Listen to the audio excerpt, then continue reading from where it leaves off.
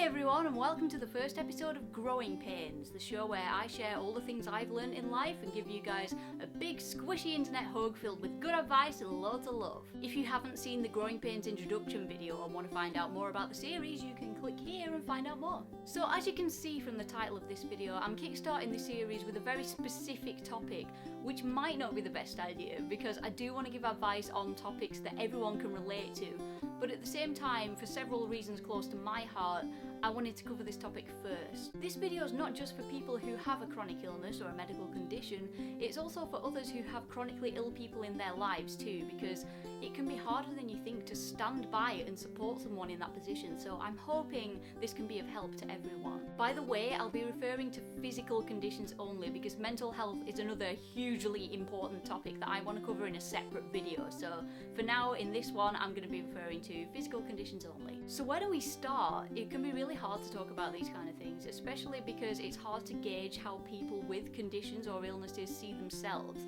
Some people take a really screw you attitude and are just like, yeah, I'm totally fucked, who cares? While a hell of a lot of others really hate the idea of being seen as disabled or handicapped or even just sick, because it's a big kick in the pride to be told that you won't be able to do some of the things that ordinary people do, or have to deal with circumstances that make you feel like you're not part of normal society. At this point, you're probably wondering why I can empathise with this, because from what you guys see of me on YouTube, I don't seem to have any physical problems. That's not strictly true. I can't claim to know what everyone goes through, because my problems are very small in comparison to the things some people have to deal with, which I couldn't even imagine dealing with.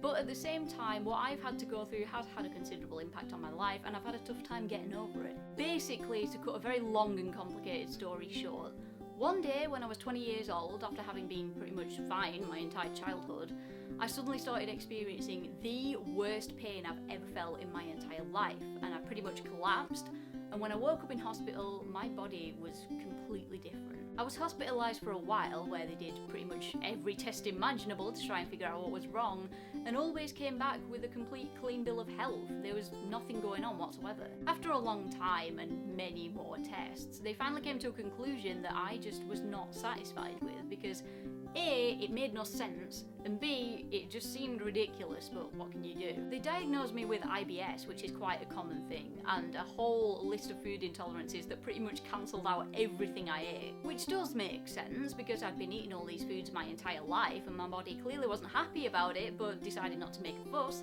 so it stayed quiet while I continued to essentially poison myself until one day it just had enough and freaked out. But on top of that, there is a second element to what happened, and this is what pisses me off the most. Due to the high amount of pain I was constantly in, and the fact that every test came back negative, the doctors deduced that my condition, as it were, is that basically my body likes to produce symptoms of illnesses that I don't actually have. When I'm tested for the illness, I don't have it, because what should be physically wrong with me to produce those symptoms isn't there, yet I'm still feeling the physical pain that I would feel if I actually had that problem. And my body's favourite illness that it likes to simulate is ovarian cancer. Nice. Even though my entire reproductive system is totally clean, I get these uncontrollable attacks where my ovaries suddenly get stabbing pains that are so powerful that I can't move. So I'm basically pinned to the bed or the couch or sometimes the floor, writhing in agony until whenever it decides to actually let me go and let me move again. And the best part of it is that since there's technically nothing wrong with me, no drug or treatment on earth can get rid of it. I've tried everything. I've taken every pill and medication they can throw at me, and nothing makes a difference. So basically, my body placebos itself into thinking I'm dying, and there's nothing I can do about it. I mean, it's nice to know that I can't actually die from it, but I would rather not feel like my organs are about to explode out of my stomach. As you can see from the way I am on camera, I'm much better than I was when it first kicked in. I still have horrible attacks, but the really, really bad ones aren't anywhere near as frequent, and I can shake most of them off by just sitting still for a while. But for the first couple of years after it hospitalised me, it literally consumed my life. Even just the rising and falling of my stomach as I breathed was agonising, and getting up and walking was completely out of the question, so I was basically a vegetable that couldn't even sit up in bed for a while. Slowly, I I did manage to train myself back up to being able to walk and move around, and it steadily increased until I got to where I am today, which is much more normal than I expected I could be. But my body is just completely different now. I pretty much have to pre-plan every move I make to be as smooth and gentle as possible, because all it takes is for me to stand up too quickly or swivel around to pick something up and I'll trigger an attack. I can't run, I can't do a lot of physical activities actually, and sometimes just walking around is too painful, and my stamina has completely disappeared. I've never fainted in my entire life before this set in, and now at random times I just pass out dead unconscious for no reason. And I used to be a size 8 to 10 before all this kicked in, but it gives me uncontrollable bloating and weight gain, even though I have a pretty healthy diet and I have as active a lifestyle as this will allow. But thanks to how sensitive my stomach is and how much it swells up, I now have to buy size 16 maternity pants. I don't look that fat, do I? I'm good at hiding it. So yeah, it's not exactly a hugely serious condition in comparison to what a lot of people have to go through, but it did have a big impact on me, because one day I was just going about my life, and then the next day I was being carted around in a wheelchair because I couldn't walk, and crying my eyes out with a morphine drip in my arm while my mum spoon-fed me like a baby. I'm really, really grateful that I've managed to work my way to where I am now, but when it first kicked in, it pretty much just ruined everything for me. And it made my depression, which was already enough of a problem as it was, just a million times worse. And all of this sounds really depressing because sometimes I just fucking hate being in this stupid body that turns me into this retarded pseudo-cripple whenever it feels like it. So you're probably wondering how I'm going to turn this into a positive message, right? Well, it's not all doom and gloom, and this is my advice to people with a chronic illness. Nobody has any right to make you feel like you're a cripple, or that you're abnormal, or that suffering is something that defines you, especially when that person is yourself. Yes, sometimes people are born with a different physical configuration than others. Sometimes people's circuits just aren't quite wired the same as those around them, and sometimes people are the same, but then something bad happens, and when they're reassembled from the wreckage, they're a different structure than they were before. But there's no reason on earth why that structure can't still be strong. Even if physically your body is falling apart, you have to remember that you are not your body. You are not the things that you can't do, and you're not the broken person that you think other people perceive you to be. You are in here.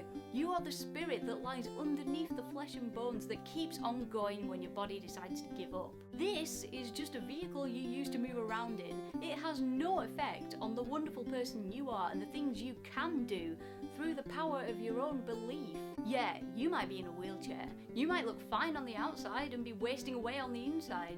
You might have a shorter life expectancy than other people. So fucking what? This is your opportunity to prove just how incredible a person you are and make the fact that you might be physically different from others completely relevant. Every time we struggle and every time we feel completely hopeless, we have the chance to just give up and throw in the towel, to abandon everything we've ever hoped for. But we don't. We look ourselves in the eye and say, you are worth more than you could ever imagine. And we rise from the ashes and we get stronger every time. When you feel like you can't achieve anything, just remember all the times that you could have given up, but you didn't. Every single day that you're still here is a victory that proves that you have way more staying power than your body would ever convince you that you have. And if someone makes fun of you or looks down on you for the things you have to deal with, you can just take the moral high ground and understand that what they say has nothing to do with how you feel. And any hurtful things they say just proves how stupid they are, not how retarded you are. I hope any of this made you feel better in any way, even just for 5 minutes.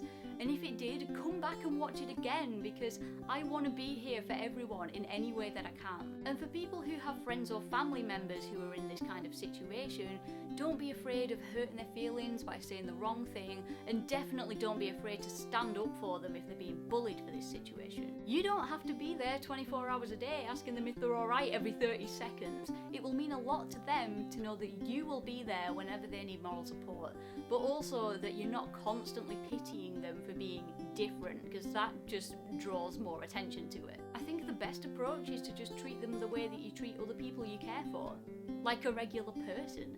Enjoy each other's company, have a laugh, listen to each other when you want to bitch about your problems, but don't push an issue too much.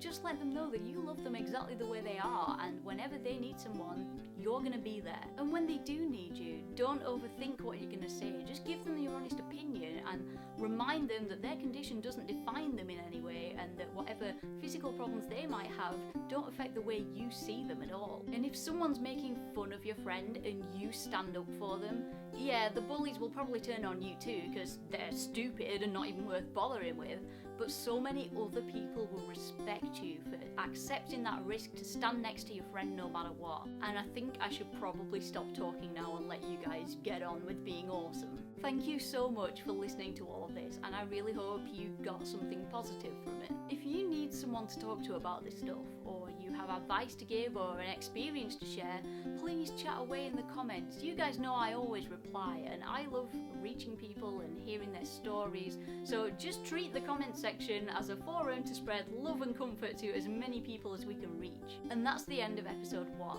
Thank you so much for watching, and I'll be back with another episode soon. Have a nice day!